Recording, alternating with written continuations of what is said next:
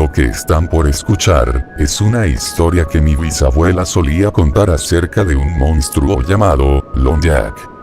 Últimamente había estado leyendo algunos relatos y mirando algunas imágenes en internet, las cuales en varios aspectos, me recordaron esta vieja historia de fantasmas. Debo advertirles que en realidad jamás escuché la historia de primera mano. Cuando era pequeño, vivimos un tiempo en casa de mi abuela, mientras mis padres estaban arreglando su divorcio. Mi bisabuela vivía en la misma calle.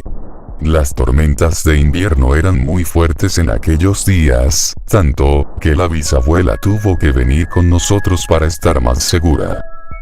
Nos sentamos alrededor del fuego a esperar a que la tormenta pase. Los más viejos contaban historias y leían libros.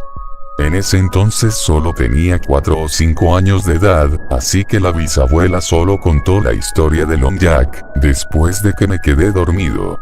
Mi hermano mayor y mis primos me la contaron más tarde. Actualmente, la abuela y el resto de nosotros vivimos en el noroeste del Pacífico, muy lejos, en el culo del mundo.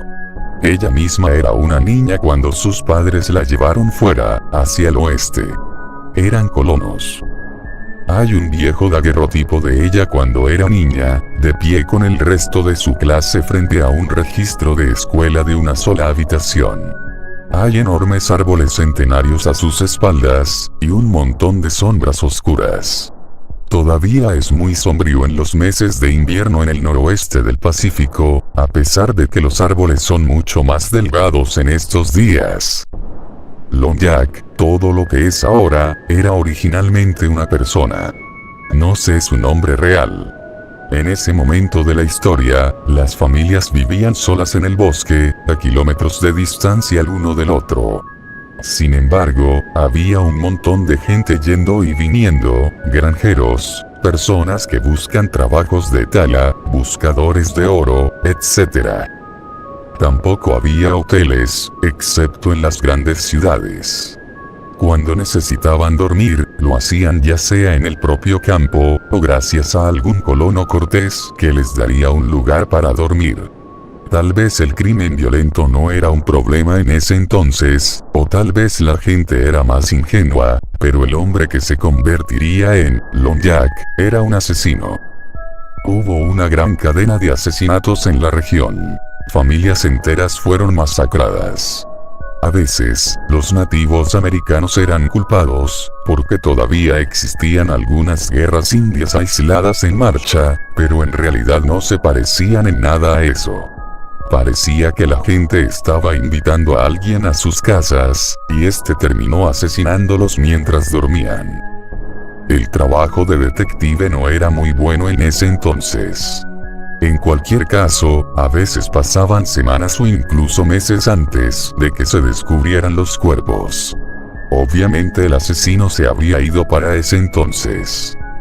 No sé si este hombre, Lone Jack, o cualquiera que fuera su nombre, haya sido quien mató a todos ellos.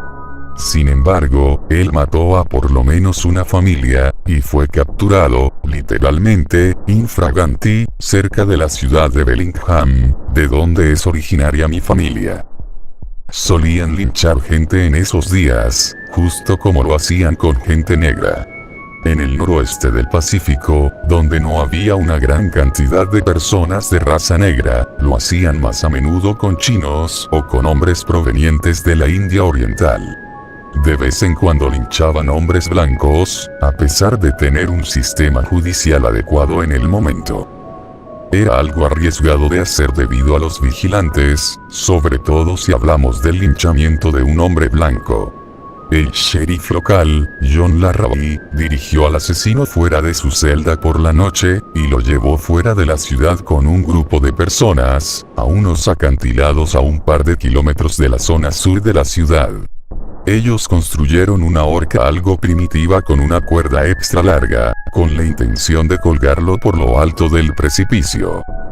El verdugo de ese día era un local excéntrico conocido como Dan Harris. Lo escogieron porque era un marinero retirado y sabía todo lo que había que saber sobre cuerdas y nudos. De hecho, él se ofreció como voluntario para el trabajo. Como un marinero que había sido específicamente un ballenero, tenía una fascinación mórbida por la carne, y en cómo desmontarla. Si la gente hubiera sabido eso, probablemente no lo habrían elegido para el trabajo. Dan Harris no solo había puesto una cuerda alrededor del cuello del condenado. Ató pequeñas cuerdas a cada uno de los dedos, y en el extremo de cada una de estas, pesas de plomo. Alrededor de cada muñeca otro trozo de cuerda con una enorme piedra atada, y en cada tobillo una cuerda atada a unos zapatos muy pesados. La multitud observó a Harris hacer todo esto, pero no sabían lo que pretendía. Incluso, Larry no tuvo la previsión de objetar. Llegó el momento de colgar al hombre, y alguien entre la muchedumbre finalmente lo empujó. El hombre cayó rápidamente hacia su destino. La gente esperaba oír el chasquido seco de un cuello en ruptura, pero todo lo que oyeron fue a Harris iniciando un conteo en voz baja. 1, 2, 3, 4. Oyeron un fuerte crujido, casi como un disparo. 7, 8, 9, 10. Entonces oyeron otro. No era el cuello del hombre, pero sí sus piernas dislocándose de su cadera. 14, 15, 16. Oyeron más crujidos y sonidos de agrietamiento. Sus hombros se dislocaron, y a continuación los codos, seguidos luego por los tobillos. 21, 22, 23. Luego sus dedos se desamblaron de cada nudillo, emitía un sonido parecido un poco al de las palomitas de maíz. Gruñidos de ahogamiento todavía podían oírse proviniendo del hombre. Él todavía estaba vivo y consciente de todo esto. 36, 37, 38. La voz de Harris se hacía más fuerte conforme su público quedaba aún más embelesado ante tal espectáculo. Cuando llegó a 43, se produjo el agrietamiento más fuerte de todos. El patíbulo que habían improvisado se rompió y el asesino, junto a todas las pesas y las cuerdas, se cayeron por el acantilado. Su cuello y las extremidades torcidas y se agitaban en ángulos imposibles. En la oscuridad, apenas se podía distinguir su cadáver en la parte inferior. Era un espectáculo horrible. Sus miembros, todos se habían extendido a longitudes fantásticamente horribles, todos entrelazados con las cuerdas. Estaba demasiado oscuro como para recuperar el cuerpo, y parece ser que al día siguiente los animales ya habían llegado por él y se lo llevaron. Ellos solían llamar al fantasma de aquel hombre, Long Jack, quien solía perseguir y secuestrar a personas indefensas si se atrevían a poner un pie sobre el bosque maldito. También dijeron que acostumbraba a contar mientras caminaba detrás de ti. Aquí es donde entra a la historia mi bisabuela. 1, 2, 3, 4. Mi bisabuela lo escuchó una vez, mientras caminaba una larga distancia desde la escuela hacia su casa, en una tarde de otoño. 14, 15, 16. Según la historia, no podías mirar hacia atrás o te atraparía. Tenías que correr lo más rápido posible, y eso fue lo que mi bisabuela hizo. 21, 22, 23, el conteo continuó. Era como si estuviera susurrando, pero aún así el sonido era cada vez más fuerte y parecía que estaba justo detrás de ella. 27, 28, podía oír sus pasos, su ritmo era mayor que el suyo, o el de cualquier adulto. Se dio cuenta por el ritmo de sus pasos, que sus piernas eran increíblemente largas. Sus brazos y piernas debían estar doblándose con algún movimiento poco natural. Ella llegó a la puerta de su cabaña, 37, 38, y cerró la puerta. Silencio. Ella sabía que si Long Jack hubiese llegado a 43, habría muerto. Hubo otros niños que se perdieron en ese bosque en esos días, y nunca más los encontraron.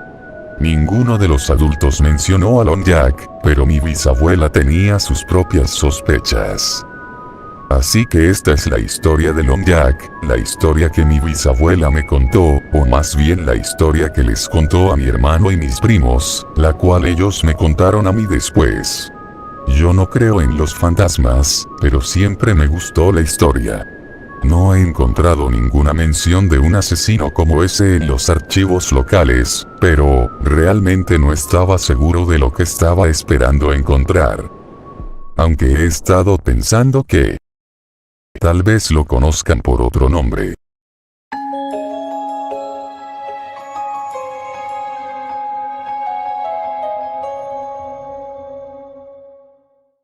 Go to sleep.